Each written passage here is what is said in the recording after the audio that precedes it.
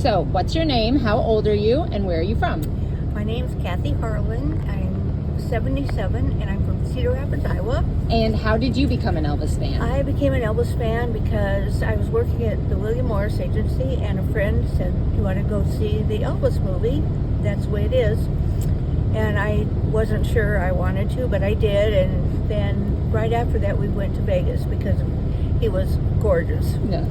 And probably the best show was the last one that I saw, December 12th of 76, where at the beginning of the show, he handed me a scarf and somebody grabbed it out of my hand. Mm-hmm. And so at the very end of the show, he walked over and took my hand and put my fingers around the guitar pick that he'd held the whole show. Wow.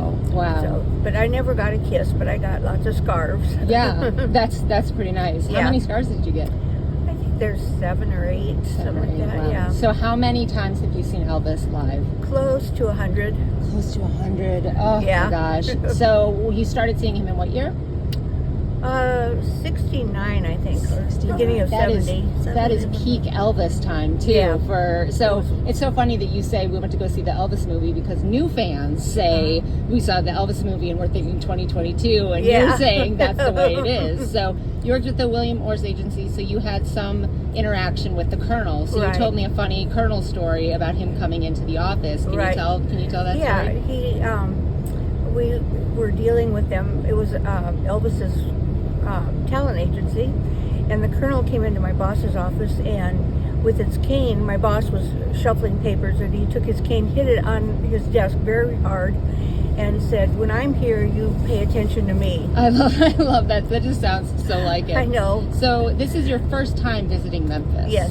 So it must be very special for you. It so is. What is it like getting into Graceland, being in his home? It's amazing. Yeah. Just, I've seen pictures, so I kind of knew what it looked like, but then you get there and it's so cozy, and it's hard to explain, but you can just feel him when you're there. Yeah. And what does it feel like being at birthday week, being able to be with other Elvis fans? Oh, it's amazing. I had wanted to do this so bad, and I wasn't sure it was going to happen, but she has been showing me everything because she knows.